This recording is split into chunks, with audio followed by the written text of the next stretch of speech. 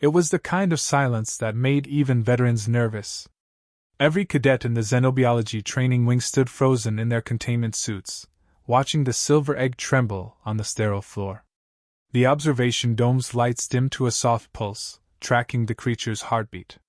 It hadn't hatched yet, but everyone could feel it thinking, feeling, waiting. Cadet Harper exhaled slowly, fogging the inside of their visor. "You're telling me this thing bonds with everyone?" they whispered. The instructor, a six-eyed Erupts named Sarith, flicked her mandibles in mild irritation. "Not everyone," she corrected, voice crackling through the translator. "Everything. The symbiont of Rylith attaches to any sentient mind within 20 meters. It will mirror your emotions, feed on your neural waves, and develop a lifelong link. It has no preference for species or gender. It simply connects." The cadets shuffled uneasily. This wasn't their usual training day. Usually they were dissecting fungus beasts or chasing slippery plasma worms through containment corridors. This was the Academy's bond trial, the one designed to test empathy between species. It wasn't about strength or combat, it was about whether one could earn trust from something not built to understand them. Harper hadn't exactly signed up to be a therapist. Still, when the egg cracked open with a whisper like paper tearing underwater, every cadet leaned forward. Out spilled a shimmer of translucent liquid that crawled up the air, suspended as if gravity had forgotten it. The creature unfolded like a dream, thin tendrils swaying, its color shifting between glassy blue and sunset amber. It had no eyes, no mouth, just light moving beneath its skin, like a heartbeat that glowed.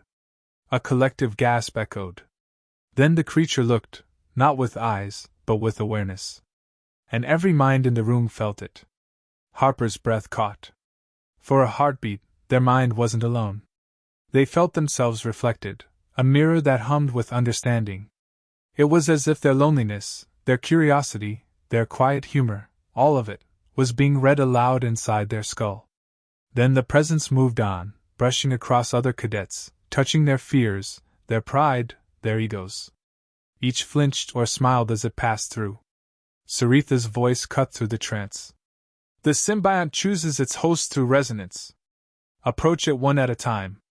The first volunteer was a scaled Tvan cadet, Jirik, who strutted forward with the confidence of a creature that thought it was evolution's final form. His scales caught the biolights like polished armor. The symbiont floated toward him, tendrils pulsing. For a moment the two forms merged, a soft hum vibrated through the floor. Jirik's grin widened.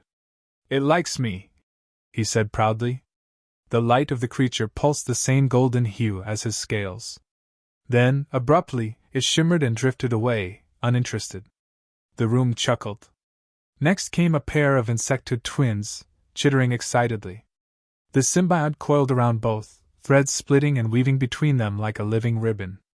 The air filled with the twins' high-pitched laughter as their shared emotions fed the creature. Then, just as easily, it released them and drifted toward another cadet. Sarith nodded in approval. "Good. It responds well to harmony. Continue." Harper waited at the back, arms folded. They weren't exactly in a rush to be psychically dissected. The symbiont passed from one cadet to another, dozens of species, each interaction beautiful and strange. Some glowed brighter, others fell unconscious from emotional overload. One even cried uncontrollably for several minutes, overwhelmed by nostalgia. But the creature never stayed. It bonded briefly, connected, learned, and moved on. Until it reached Harper. They hadn't realized it was approaching until the others fell silent. The symbiont hovered inches away, its light flickering between cautious blue and curious gold. Harper held their ground. They said awkwardly. "Hey there. I don't have scales or telepathy or glowing fur, but I've got snacks." They reached into a side pouch and offered a ration bar. A laugh rippled through the cadets. Even Saritha's antennae twitched with restrained amusement. But the symbiont's tendrils rippled with a soft hum. It understood humor, or maybe kindness. It pressed closer, brushing Harper's suit. The contact was electric, not painful, but intimate. Their heart rate spiked, every nerve buzzing like a live wire. Then came the connection. Harper's mind opened like a door blown off its hinges. Memories flashed, running through rain as a child, laughter in a cramped ship cabin, the ache of missing home. The symbiont didn't invade, it listened. It responded with waves of calm, a warmth like sunlight through skin. Harper blinked, dazed. Okay. Wow. You're, beautiful. The creature pulsed pink. Laughter filled the dome again. Sarith leaned forward, clicking in interest. Fascinating. It mirrors sentiment. It likes you. Yeah, Harper said softly. I can tell. By the end of the session, the symbiont had bonded with nearly everyone. It formed brief psychic threads, connecting the entire class into a shimmering mental network.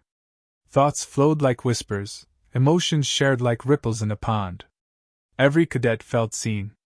But as the lights dimmed for rest cycle, the symbiont coiled up, not in its containment pod or near the Orixan instructor, but at Harper's feet. Sarith frowned. It should return to its habitat sphere. Guess it's on break, Harper murmured. The symbiont's glow dimmed, settling into a gentle pulse. Like breathing. Like sleep. And when the room went dark, Harper realized it had curled against their boots, tendrils wrapped lightly around their ankle, warm and soft. They froze. You're kidding me. The other cadets whispered, amused. One muttered, Looks like you're its pillow, human. Harper sighed, gently patting the creature. Fine. But if you drool plasma, we're gonna have a problem. The creature responded with a faint, musical chirp that sounded suspiciously like laughter. By morning, the story had spread across the academy. The symbiont of Rylith, the most emotionally complex organism known, had chosen a human for its rest cycle. Not a telepathic Orixan. Not a neural-linked fan. A baseline human. Harper walked into the mess hall carrying a tray of synth eggs while the translucent blob hovered lazily behind them like a jellyfish on vacation. Every head turned. See? Harper muttered to it. Now we're a sideshow. The creature rippled bright yellow, amusement. Don't encourage them. At a nearby table, Jirik grinned toothily. Maybe it likes you because humans are simple.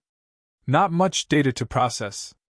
Maybe it likes me because I don't smell like wet lizard. Harper shot back. The symbiont flashed a mischievous orange, clearly enjoying the banter. Sarith entered, her antennae twitching as she took in the scene. Cadet Harper, she began. The symbiont refuses to detach from your proximity. Our scans show it maintains a stable neural resonance specifically with you. This complicates our research. Harper shrugged. Complicates me, too. I can't even use the restroom alone. Soft laughter broke out across the hall. Sarith ignored it. Very well. You will serve as primary liaison. Observe its behavior and maintain logs. No direct interference. If it begins affecting your cognition, report immediately. Right. No mind melding without permission. Got it. The symbiont pulsed approvingly. Days passed. The creature, Harper had started calling it Glint, followed them everywhere. It floated beside them during xenobiology lectures, nudged their arm during meals, even hummed softly when they grew anxious during simulations. The other cadets adored it.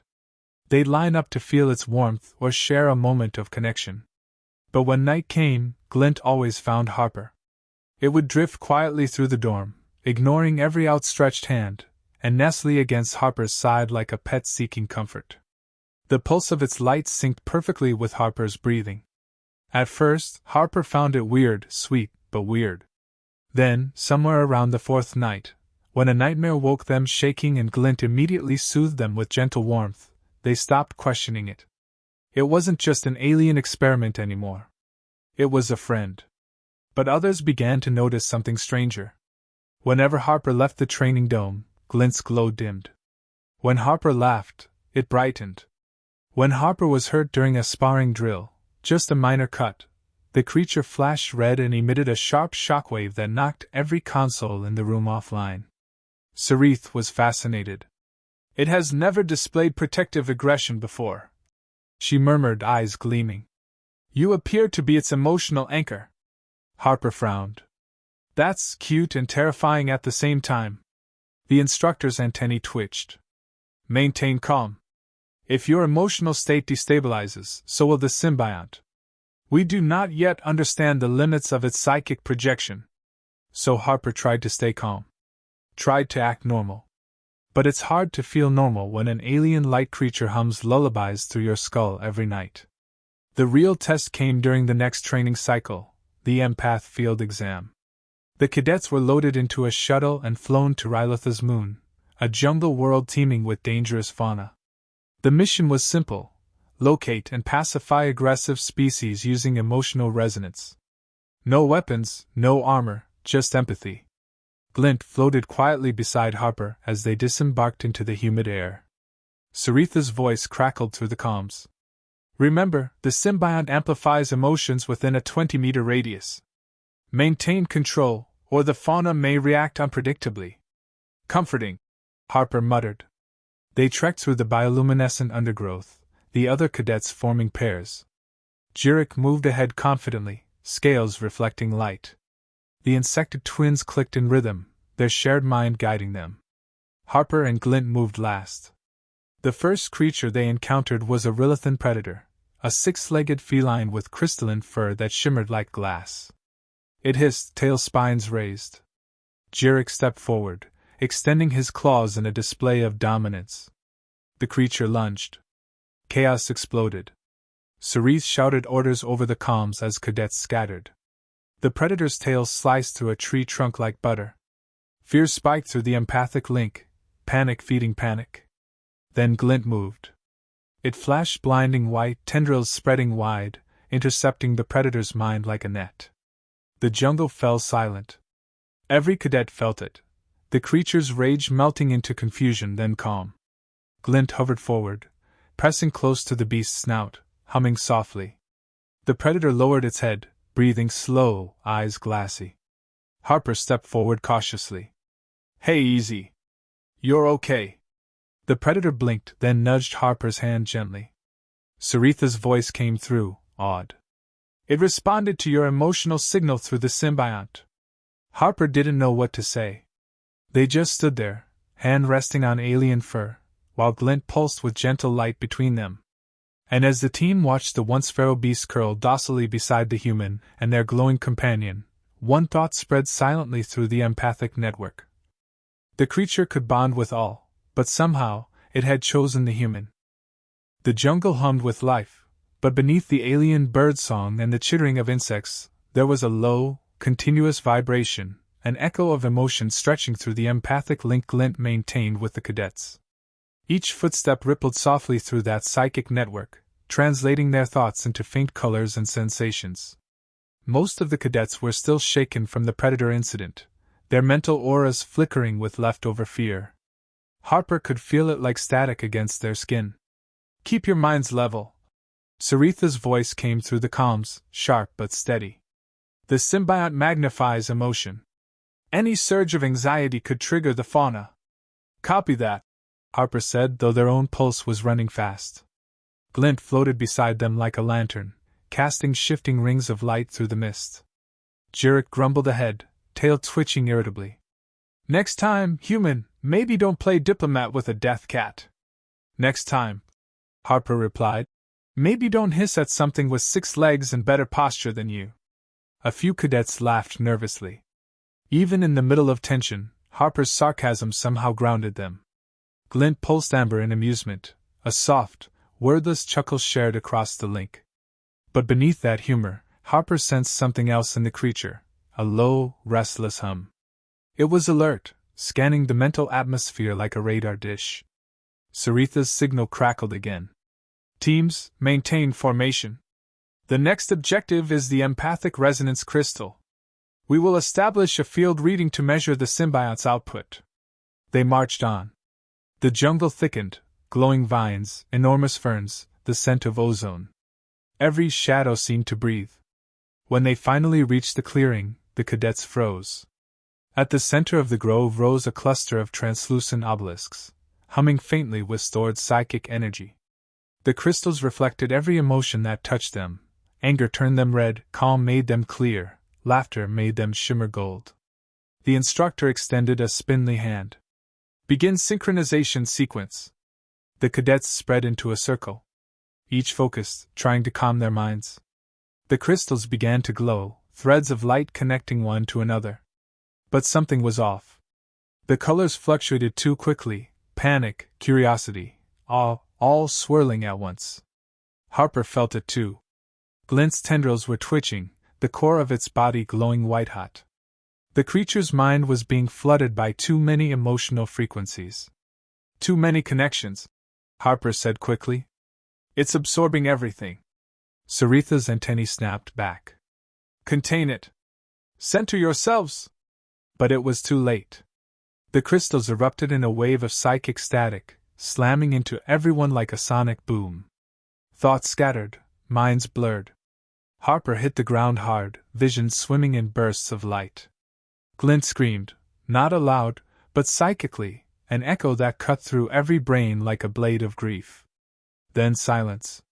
When Harper blinked awake, the world was wrong. The jungle was dimmer, the biolights fading. Cadets were sprawled unconscious, their suits sparking. Sarith was struggling to rise, mandibles clacking in alarm. Glint hovered unsteadily, its light now a dull gray. Glint? Harper rasped. The creature pulsed weakly, tendrils drooping. The empathic link, once warm and harmonious, now felt fractured, like a song sung out of tune. Saritha's voice trembled. It disconnected from the network. The resonance feedback burned out the neural channels. The other cadets are stable, but the symbiont, its mind is fragmented. Harper knelt beside it, panic tightening their chest. Hey, easy. You're still here. We'll fix this. The creature twitched. A faint emotional whisper reached Harper through the static, fear. It wasn't just damaged, it was scared. Back aboard the shuttle, the medbay lights glared sterile white. Sarith and the Academy's science team surrounded Glint's containment sphere, their instruments buzzing. The creature floated weakly, its once vivid light reduced to faint pulses. Harper stood at the glass, fists clenched. They could feel its confusion echoing through their mind like a wounded animal's cry. A medic glanced up. We've stabilized its energy pattern, but the psychic lattice is unstable. It's trying to re-establish links with all cadets at once. Sarith tapped at her console. Impossible. The neural imprint overload will destroy it. Harper slammed a hand against the glass. Then stop it. You're just sitting there watching it suffer. Every head turned. Humans weren't supposed to shout at instructors. Sarith regarded Harper for a long, tense moment. Cadet Harper, your emotional bond may be the only intact channel left. If you wish to help, enter the sphere. Wait, you're serious? She tilted her head. The symbiont trusts you. Perhaps it will stabilize. Without hesitation, Harper stepped through the decontamination field. The temperature dropped instantly. Glint hovered weakly, tendrils trembling. Hey, Harper whispered, kneeling. You're okay. I'm here. The creature stirred. For a moment, a flicker of light passed through it, a heartbeat of hope. Then Harper felt it, the surge of shared emotion, the psychic tether reattaching. Memories flooded their mind, not theirs this time, but Glint's. Images without form, feelings without words. Loneliness in an endless void. Connection. Warmth. The joy of discovery. And now, pain, confusion, fear of losing everything it had bonded with. Harper placed a hand on its core. You don't have to hold them all. Just me, okay? Focus on me. Slowly, the light steadied. The psychic hum smoothed from chaos into rhythm. Saritha's voice came over the intercom. Stabilization at 60%, 70, remarkable. It's responding only to the human signature. The med team watched in silence as Glint brightened, its form regaining that soft amber glow. When Harper finally stepped out, they were trembling but smiling faintly. See? They said. Told you it just needed someone to talk to. Sarith regarded them with new respect, and a hint of unease. You realize what this implies, Cadet? The symbiont has prioritized your emotional frequency over every other. That level of imprinting has never occurred in recorded xenobiology. Harper shrugged. Guess humans make good friends. Over the next few days, the Academy became a spectacle. Researchers from other divisions arrived, eager to study the phenomenon. Everywhere Harper went, data drones followed, scanning their interactions with Glint. Smile, Harper muttered to the hovering camera. We're famous now. Glint responded with a ripple of color, violet amusement. But fame came with tension. Other cadets began treating them differently. Some were curious, others resentful. You're turning it into a pet, Jirix said one evening, cornering Harper in the mess hall. It's not a pet, Harper replied, calmly spooning grape paste onto a tray. It's a person. Or close enough. It's an anomaly, Jirix hissed. And you're exploiting it. It could have chosen any of us. But it didn't, Harper said softly. And maybe that's what's bothering you. The Tvan's tail lashed once before he stalked away. Glint drifted closer, pulsing a worried blue. Harper sighed. Yeah, I know. Some people don't like being second choice. They reached out and touched its surface gently. Don't worry. I'm not going anywhere. 2 nights later, alarms screamed across the academy. Harper woke instantly, the psychic link flooding their mind with panic, Glint's panic. They stumbled out of bed, barefoot, racing down the corridor. The walls flickered red. Over the intercom, Saritha's voice shouted, Containment breach! Sublevel 3! The symbiont is attempting atmospheric exit! What? Harper sprinted faster. When they reached the containment bay, chaos reigned. Security drones fired containment fields, but Glint was beyond control.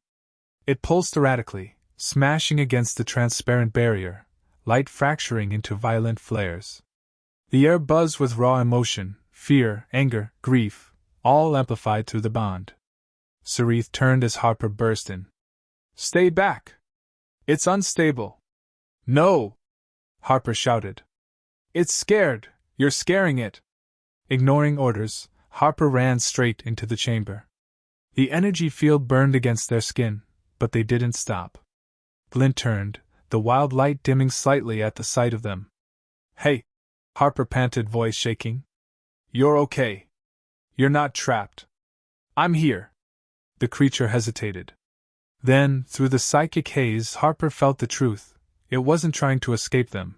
It was trying to protect them. From what, it didn't yet understand. Only that danger was coming. A tremor rattled the deck plates. Red lights flared brighter. The entire base shook. What the hell was that? A technician shouted. Saritha's mandibles clicked sharply. Impact detected. Something struck the upper hull. Before Harper could respond, a deafening crash tore through the ceiling. Metal screamed. A burst of flame and debris cascaded down as a massive shape forced its way into the bay. A predator, larger than any they'd seen on Rylith. Crystal fur, glowing eyes, mandibles dripping plasma. The same species from the jungle, only this one was mutated, monstrous. The cadets screamed. Security drones opened fire. Glint's glow turned from fear to fierce white determination. It surged forward, intercepting the beast's mental signal with a roar of psychic force. The predator stumbled, shrieking. Harper clutched their head as the empathic shockwave hit like thunder. Cerise shouted, Control it, cadet! If the symbiont overexerts, it will burn itself out! Harper's mind was splitting in two, the creature's fury and their own fear colliding. Through the haze, they reached for Glint's light. Listen to me! Don't fight alone. We do this together! For a heartbeat, human and alien minds merged completely. Every thought, every emotion, synchronized. They felt each other's essence, Harper's stubborn courage, Glint's fierce compassion, blending into one. Then they struck. The psychic blast hit the predator like a shockwave of pure empathy. Not rage. Not hate. But overwhelming compassion, the emotional equivalent of forgiveness. The creature froze, trembled, then collapsed, its crystal hide dimming to ash gray. When the silence settled, Glint flickered weakly, its light fading fast. Harper fell to their knees, dizzy and trembling. Sarith rushed in as medics swarmed the bay. You stabilized the field. Incredible. But at tremendous cost, the symbiote's core energy is depleted. Harper looked down at the dim form hovering beside them. It saved us. Sarith nodded slowly. Yes. It chose to. As the medics carried Harper out, Glint drifted close, touching their forehead lightly with a tendril. A last whisper brushed their mind, safe. Then it went still. And for the first time since their bond began, Harper felt only silence in their head. The silence was unbearable. The medbay lights flickered faintly as Harper sat beside the containment sphere. Inside, Glint floated motionless, dim and gray, no heartbeat of color, no psychic hum. Just emptiness. For days, the Academy's scientists had hovered around it, scanning, theorizing, arguing. Some claimed its energy field was regenerating. Others said it was gone completely. Harper didn't listen anymore. They sat there through every shift cycle, elbows on knees, watching the creature's soft, motionless glow. Occasionally they'd speak, not because they expected an answer, but because silence made the loss too loud. Remember when you tried to eat my ration bar? Harper murmured. You hated it so much you changed color for an hour. I swear, you looked like spoiled milk. No response. Just the faint hum of medical monitors. The door hissed open behind them. Sarith entered quietly, her chitinous steps clicking against the metal floor. She regarded Harper with a mixture of empathy and professional restraint. Cadet Harper, she began, voice low. You should rest. You've been here 3 cycles without sleep. I'll sleep when they wake up, Harper said without looking away. Saritha's antennae twitched faintly. The symbiote's biofield has reached 0. Its energy matrix is inert. It's unlikely to recover? Harper's jaw tightened. Unlikely isn't impossible. Sarith hesitated, then set a hand on their shoulder. You did more than anyone could have expected. You stabilized it twice. You saved the entire facility. Not good enough. Harper's voice cracked. It saved me first. Sarith watched them for a long moment before turning toward the door. For what it's worth, Cadet, the symbiote's bond imprint on your neural signature remains active. Perhaps some echo persists within you. As she left, Harper stared down at their hands. The thought of Glint's presence, gone, yet faintly there, felt like standing beside a dying fire, still warm but fading. They reached out and placed a palm against the glass. You're not gone, they whispered. You just need a way back. That night, Harper dreamed. Not the usual haze of half-remembered memories, but vivid clarity. They were standing in an ocean of light, waves of color stretching endlessly, pulsing to the rhythm of a distant heartbeat. It wasn't water, it was thought, emotion, essence. A faint shimmer appeared ahead, small and dim. Glint? The light flickered in recognition. Faint tendrils reached toward them, weak but unmistakably familiar. Harper stepped closer. I knew you weren't gone. A pulse of emotion answered, lost. Fragmented. Can't find way home. Harper shook their head. Then I'll come to you. The tendrils brightened slightly, brushing their hand. The touch filled Harper's mind with scattered images. The moment of the explosion, the psychic overload, fragments of 1,000 minds. Glint hadn't died. It had dispersed, scattered across the Academy's empathic field like embers in a storm. You're everywhere, Harper realized. We can pull you back. The symbiote's reply came in faint ripples of color. Need connection. Need anchor. Me? Always you? The ocean rippled violently, breaking apart.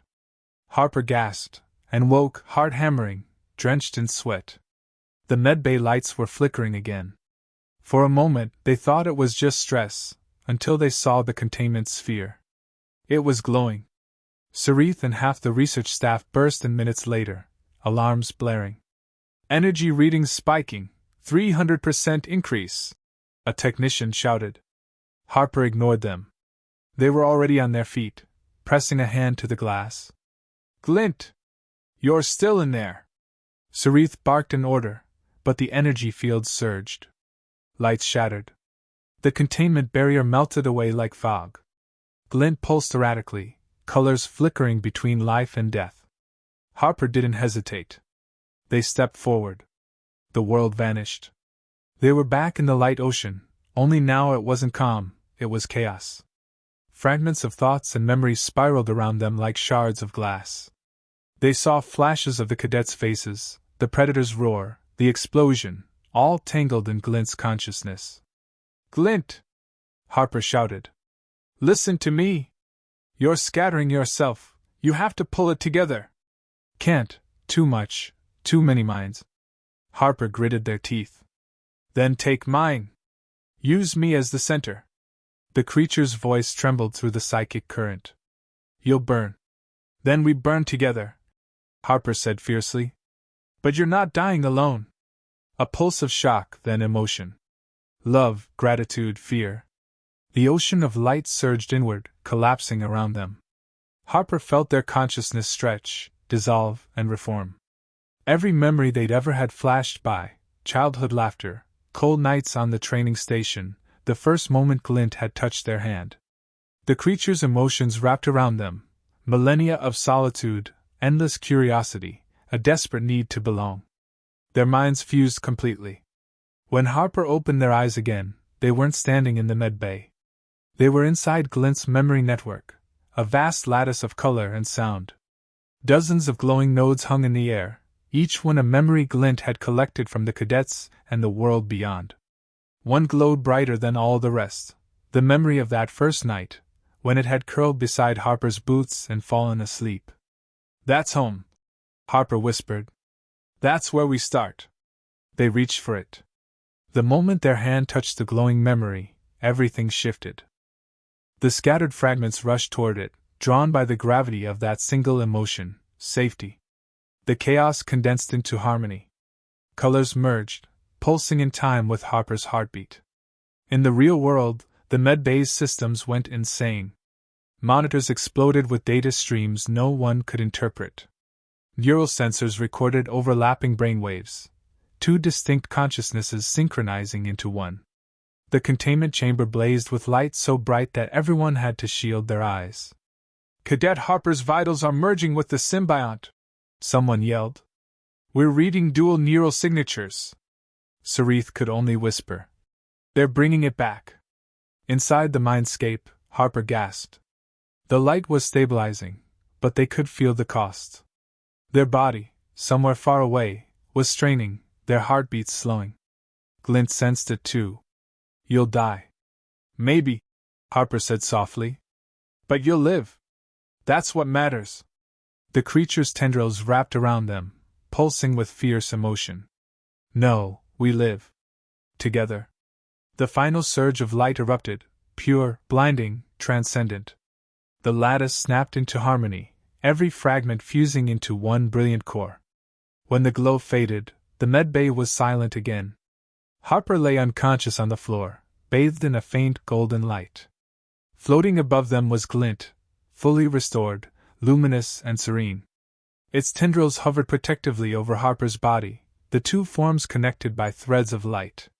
Sarith stepped forward cautiously. "Check their vitals." A medic ran a scan. "Both stable, but their brainwaves are identical." Sarith tilted her head. "Explain." "They're linked. Not like before. More like one consciousness in two forms." The instructor stared in awe. "They merged." Glint's light flared gently. It turned toward her, and for the first time, it spoke, not through telepathy, but through the air itself. The voice was soft, resonant, and unmistakably human. "Harper's fine." Every researcher froze. Sarith whispered, "You can speak?" Glint's form shimmered, colors swirling in patterns of thought. "Harper showed me how. Words are smaller than feelings, but they help." The tendrils brushed Harper's forehead gently. "They're sleeping. Healing. We share rest now." Sarith bowed her head slightly, an ancient Erixan gesture of respect. "Your bond defies understanding. We will adapt." Glint pulsed softly in acknowledgement. "Understanding isn't needed." Only kindness. Hours later, Harper woke to the sound of quiet humming. Glint floated beside the bed, glowing faintly blue. Hey! Harper croaked, voice raw. You're still here. The creature pulsed warmly. Always. Harper smiled weakly. Guess that makes us roommates now. A ripple of orange laughter filled the air. But as Harper sat up, something else stirred in their mind. They could feel Glint, not as a separate presence anymore, but as part of them. Thoughts overlapped, memories shared. When Harper felt tired, Glint pulsed in comfort. When Glint felt curiosity, Harper smiled. It was more than friendship. It was fusion, two beings existing in perfect resonance. Sarith entered, eyes gleaming with a mix of amazement and fear. You've accomplished what no known species has, Cadet. A complete psychic symbiosis. Harper shrugged faintly. We just didn't give up on each other. Sarith inclined her head. Perhaps that is the difference between humanity and the rest of us. Harper chuckled softly. We're too stubborn to quit. Glint pulsed a bright gold. And too kind to leave anyone behind. Sarith looked between them, antennae twitching in disbelief. The implications for xenopsychology are. Later, Harper interrupted gently. We've both had a long week. The symbiont drifted closer, pressing against their shoulder. Its glow dimmed into a calm, sleepy rhythm. Sarith hesitated. It still sleeps beside you? Harper smiled faintly. Some habits don't change. The instructor watched silently as Glint settled against Harper's side, light flickering like a heartbeat in sync with the human's breathing. Around them, the medbay lights flickered back to full brightness, as if the entire room had exhaled. For now peace held. But outside the academy walls, in the deep vacuum of Rylitha's orbit, something else was stirring, faint ripples of empathic resonance echoing into space, as if Glint's rebirth had awakened something older. Something vast. Harper felt it in the back of their mind, a distant pulse, like a whisper from the stars. Glint's voice brushed gently through their thoughts. Not alone anymore. And Harper, for the first time, didn't feel the cold silence of space. Only warmth. The storm broke at dawn, if you could call that eerie violet haze a dawn. The skies of Lethar Prime were never bright, only a dull shimmer of electric dust.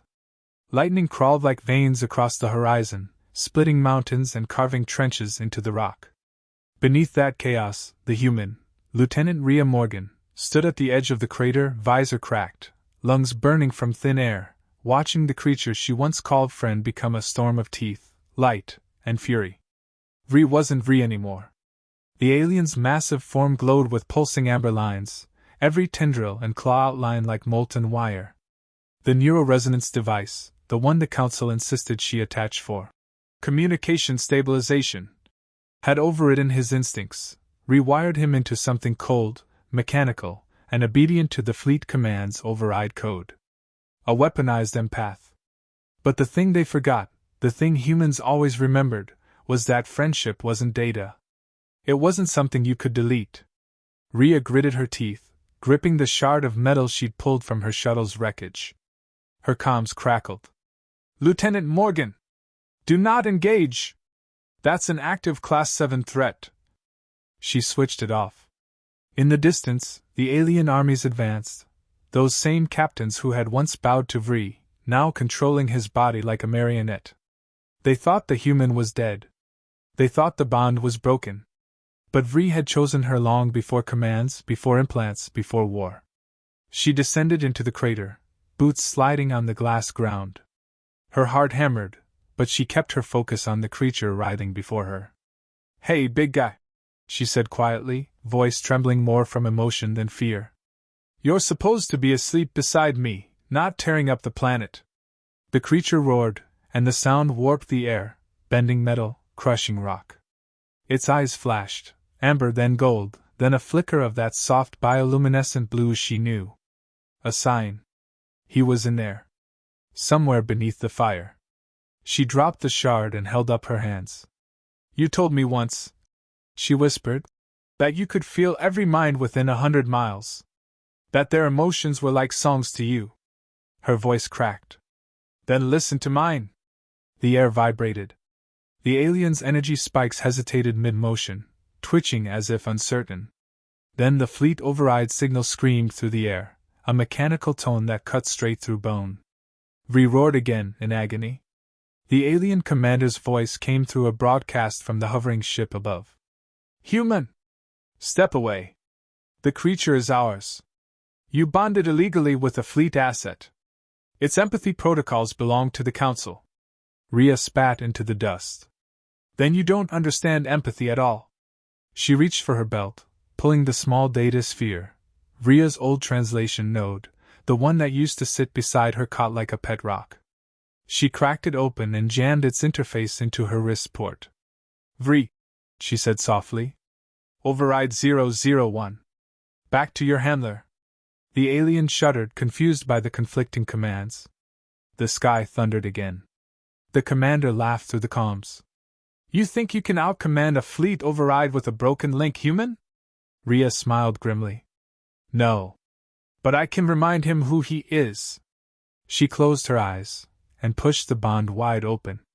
It wasn't technology anymore. It was raw thought, memory, and emotion flooding both ways. Every laugh, every shared meal, every night he curled near her bunk like a living furnace, all of it poured into that psychic connection. She showed him the first day they met, the human reaching out a hand to the snarling creature in the training ring, offering food instead of fear. She showed him the time he protected her from the sand leviathans on Parthes Ridge, his body torn but still shielding her with his wings. She showed him herself, now, desperate but unbroken. Wake up, Vrix. The alien stopped moving. The energy around his body flickered, then dimmed. The commander barked new orders. Engage termination protocol. Kill the human before the creature destabilizes. Blaster fire lit the horizon. Rhea dove behind a slab of rock, but she could feel the world tremble, the creature moving, intercepting the blasts, a wall of fury between her and the army. When she looked up again, his eyes were blue. Rhea! Her heart stopped. His voice, through every frequency, soft and alien and heartbreakingly familiar. Yeah, she said hoarsely. It's me. The bond flared like a sunrise. Vrix turned his massive head toward the fleet lines, let out a rumbling growl that rolled across the crater, and then unleashed a wave of telekinetic energy that shattered the sky. The fleet ship overhead fractured like glass, its metal liquefying and falling in molten streams. The soldiers scattered, their weapons melting from the sheer heat of his resonance pulse. It lasted only seconds, but in those seconds, Vrix was himself again. And then he collapsed. Rhea ran to him, stumbling over broken ground. His body was cooling rapidly, energy bleeding out through every crack in his armor like skin. She pressed her forehead against his and whispered, "Don't you dare die on me." "Not dying," he murmured. His words came through fragmented, like static through glass. "Just tired. You always make me tired, human." Rhea laughed through tears. "That's the deal, remember? You protect the galaxy, I make you take naps." The alien's bioluminescence dimmed. Around them, the storm quieted. The fleet was gone, or what was left of it scattered into the dust. For the first time, silence. Then the sound of approaching steps. The other species of the expedition, the avian scientist Kel, the scaled strategist Veruin, even the robotic medic K7, all approached cautiously, eyes wide. Kel spoke first. "The creature, he's still alive?" Rhea nodded. "Barely," Veruin hissed. "He should have killed you. The override ensures loyalty to command. You somehow... Humans don't do loyalty by command," she said, voice low but firm. "We do it by choice." The others looked at each other. Something shifted in their expressions, not fear, not pity, but respect. Hours later, the storm passed. They built a makeshift shelter beside Rhea's body. Rhea sat there, wrapped in a blanket of alien fiber, refusing to sleep. She kept a hand against his cooling flank, whispering every few minutes, as if words alone could anchor him. When she finally dozed off, she dreamed of the first time he'd slept beside her, back when he was small enough to fit in her tent. He had curled up close, rumbling softly like a cat. That same sound echoed faintly now, a vibration beneath her palm. She woke with tears in her eyes and a smile on her lips. "Welcome back, big guy." Vrix blinked one eye open, tired but alive. The others gasped. He looked at them, then at her. His telepathic tone was weak but clear. "They fear me. They respect you," she corrected. "There's a difference." He tilted his head, considering that, then looked toward the horizon. "You stayed." "Of course I stayed." She smirked. "You're my favorite blanket." The alien made a noise halfway between a growl and a laugh. "Warm-blooded sarcasm. Always confusing. Always works," she said. They stayed like that until the recovery teams arrived. The Galactic Council wanted explanations, reports, data, but none of that mattered to Rhea.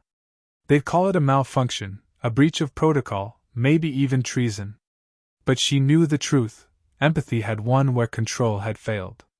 Later, when Vrix was stable and the two of them were allowed to rest at the temporary base, the others noticed something strange.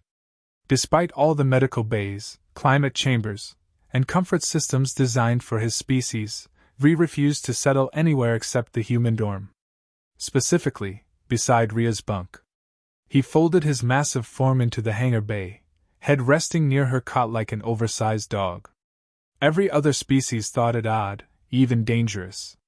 The bond between them wasn't supposed to exist anymore. But to Rhea, it was simple. The alien creature had bonded with all, his kind, the fleets, the worlds. But when it came time to rest, to let his guard down and sleep, he only trusted the human.